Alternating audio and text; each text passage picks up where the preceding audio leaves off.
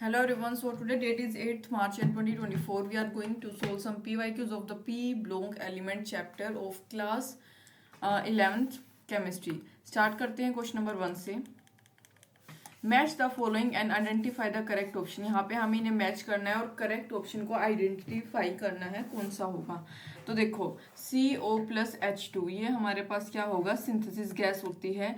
Temporary hardness of water is due to, किसके कारण ये होती है, MgHCO32 प्लस CaHCO3. ठीक है. मैग्नीशियम हाइड्रोकार्बोनेट और कैल्शियम हाइड्रोकार्बोनेट के कारण जो वाटर में टेम्पररी हार्डनेस होती है वो देखने को मिलती है. उसके बाद B2H6 इसको क्या बोलते हैं, ये हमारा एक इलेक्ट्रॉन डेफिशिएंट हाइड्राइड होता है जिसको हम बोलते हैं डायबोरोन. डायबोरोन नाम होता है इसका, याद रखोगे काफ़ी बार पूछा जाता है.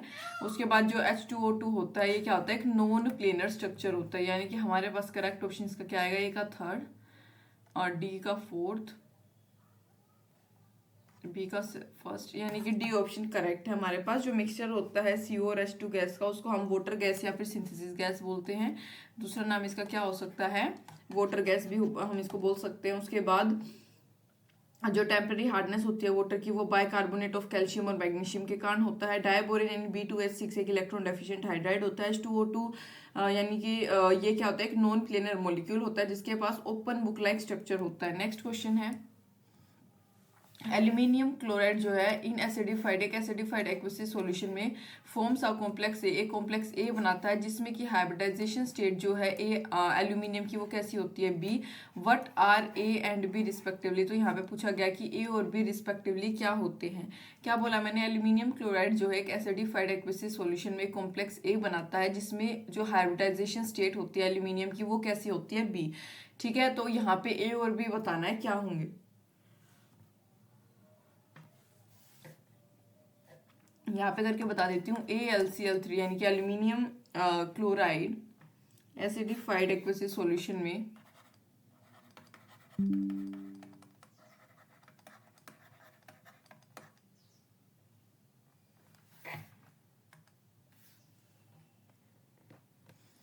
एसिडिफाइड एक्वस सॉल्यूशन में क्या बनाता है, AlH2O6 ये बन गया. इसकी जो हाइब्रिडाइजेशन स्टेट होती है sp3d2 होती है. यानी कि इसका करेक्ट ऑप्शन हमारे पास क्या आएगा, बी.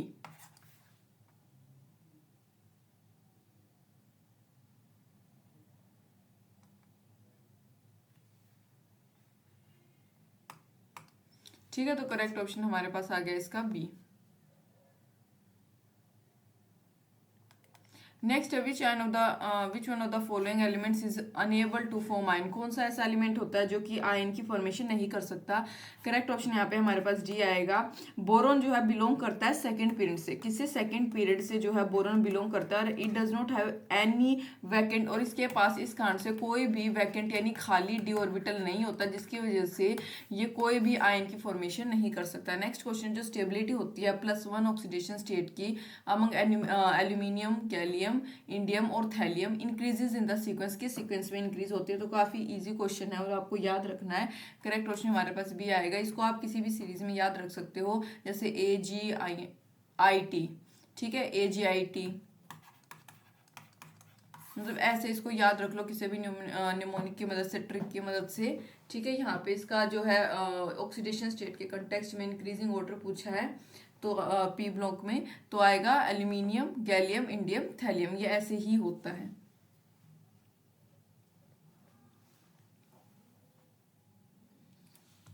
नेक्स्ट क्वेश्चन की तरफ मूव करते हैं. विच of the following structure is similar.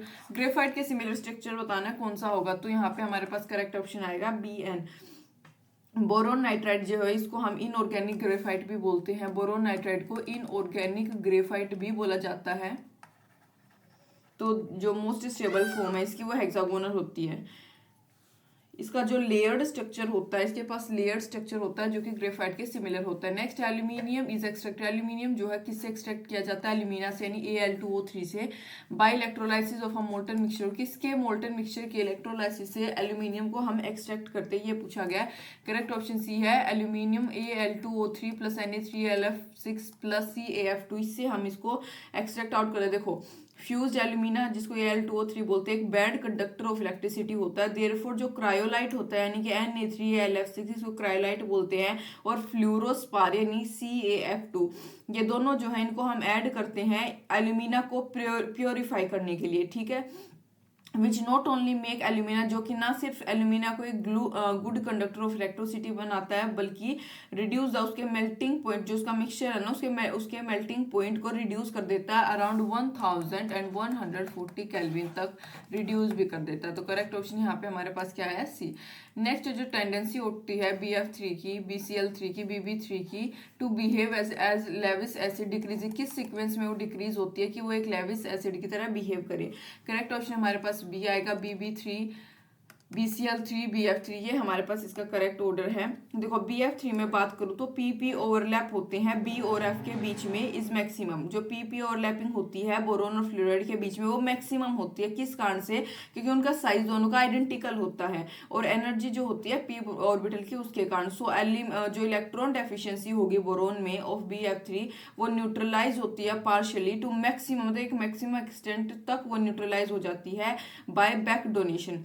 Also जो टेंडेंसी होती है बैक डोनेशन की वो डिक्रीज होती है फ्लूरोइड टू आयोडाइड, ठीक है। सो करेक्ट ऑर्डर हमारे पास आएगा ये BB3 BCl3 BF3। नेक्स्ट है Al2O3 can be converted to anhydrous ClCl3 by Al2O3 का हम कन्वर्ट कर सकते हैं एनहाइड्रस एल्यूमिनियम क्लोराइड में बाय हीटिंग। किसकी मदद से? कौन सी रिएक्शन से? तो एक मिक्सचर जो है Al2O3 का यानी कि फ्यूज एल्यूमिना का और carbon in dry chlorine gases के मिक्सचर से हम जो है इसको फ्यूज एल्यूमिना को एल्यूमिनियम क्लोराइड में कन्वर्ट कर सकते हैं।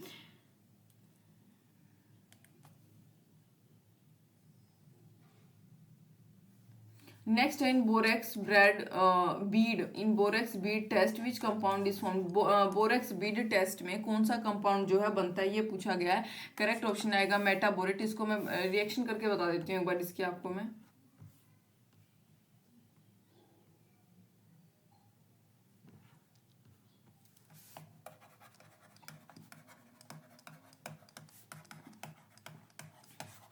हीट 10 यहाँ पे वाटर के मॉलिक्यूल निकल गए Na2B4O7 ये हमारे पास एनहाइड्रस आ गया। इसको अगेन हीट प्रोवाइड करेंगे आएगा 2NaBO2 यानी कि आ गया सोडियम मेटाबोरेट प्लस साथ में क्या है B2O3 यानी कि boric anhydride.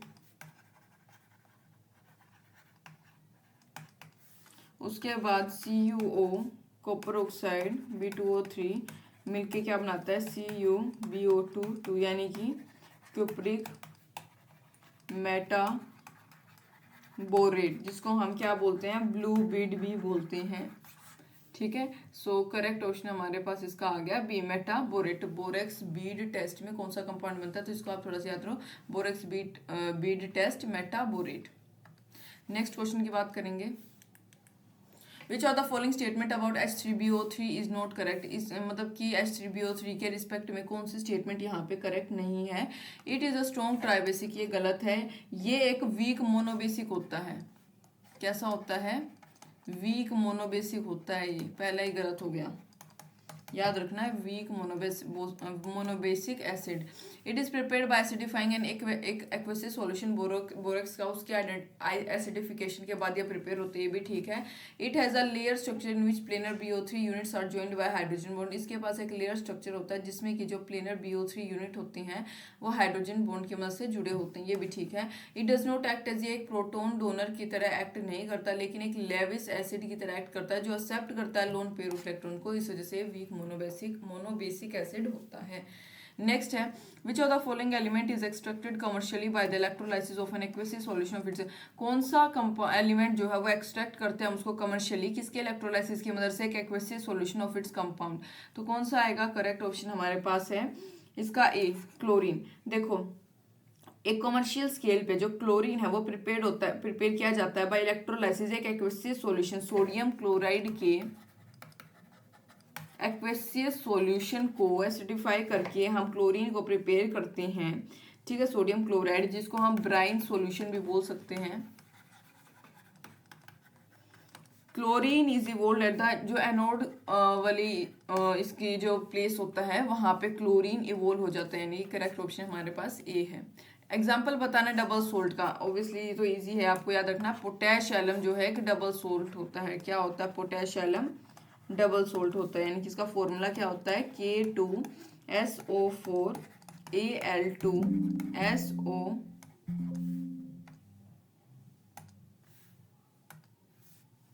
SO4 24H2O।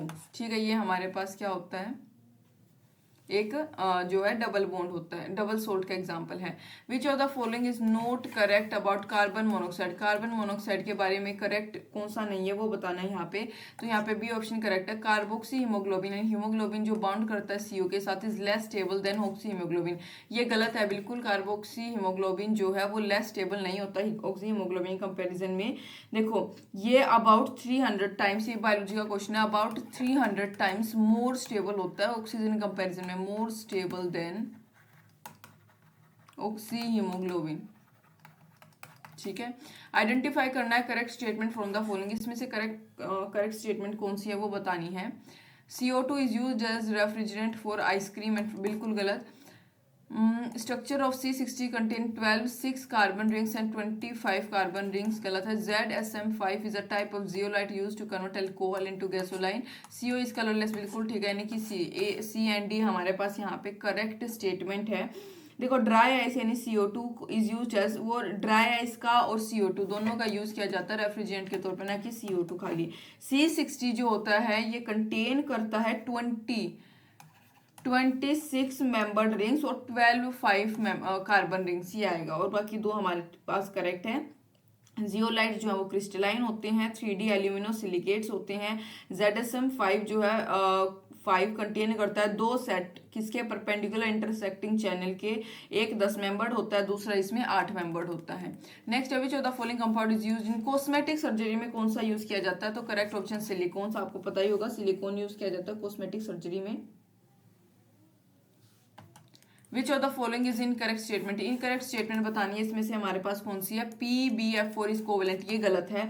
PbF4 जो है वो आयनिक होता है नेचर में, कैसा होता है, आयनिक इन नेचर, किस कारण से, इसकी हाई इलेक्ट्रोनेगेटिविटी डिफरेंस के कारण जो है ये कैसा होता है, आयनिक होता है नेचर में, ये गलत है। सिलिकॉन क्लोराइड इज, ये ठीक है, silicon chloride highly easily hydrolyse, तभी इसको हम कॉस्मेटिक सर्जरी में यूज करते हैं।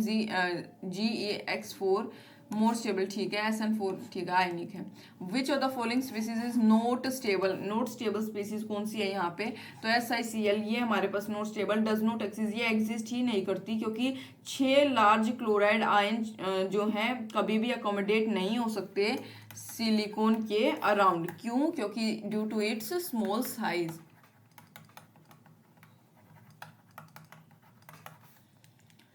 It is because of inability of NS2 electrons of the valence shell to participate in bonding that it is because किसकी inability, NS2 electrons की inability है valence shell की to participate in bonding that, यहाँ पे correct बताना है।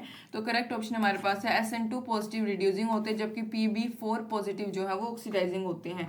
देखो inert pair effect के कारण जो PB लेड सेकेंड होता है वो ज़्यादा स्टेबल होता है PB लेड 4 के कंपेरिजन में, और अगर मैं SN4 की बात करूं वो ज़्यादा स्टेबल होता है SN2 के कंपैरिजन में। PB4 की बात करूं तो वो इजीली रिड्यूस हो जाता है, PB4 इजीली रिड्यूस हो सकता है PB सेकेंड में and can act as an oxidising agent, जबकि अगर मैं SN सेकेंड की बात करूं तो वो क्या करता है, इजीली ऑक्सीडाइज हो जाता है SN4 में एंड कैन एक्ट एज, वो एज अ रिड्यूसिंग एजेंट काम करता है। मैं बता देती हूँ इनर्टनेस जो होती है NS2 इलेक्ट्रॉन्स की वैलेंस शेल में टू पार्टिसिपेट इन बॉन्डिंग और मूविंग डाउन द ग्रुप, जब मूव करते हैं हैवियर पी ब्लॉक एलिमेंट में, उसको बोलते हैं हम इनर पेयर इफेक्ट। ये क्यों होता है, पुअर शील्डिंग जो होती है NS2 इलेक्ट्रॉन्स की वैलेंस शेल में, उसके कारण ऐसा होता है by intervening D and F electrons, इस कारण ऐसा होता है। तो देखो इसके हमारे पास बहुत ही कम PYQs थे चैप्टर के, और ये मतलब बेसिक चैप्टर है इसका ऑर्गेनिक इनऑर्गेनिक का हमारे पास। तो मैं उम्मीद करती हूँ आपको थोड़ा समझ आया होगा। वैसे आपको ये याद रखनी है इस चैप्टर में ज़्यादातर चीज़ें। So thank you for watching.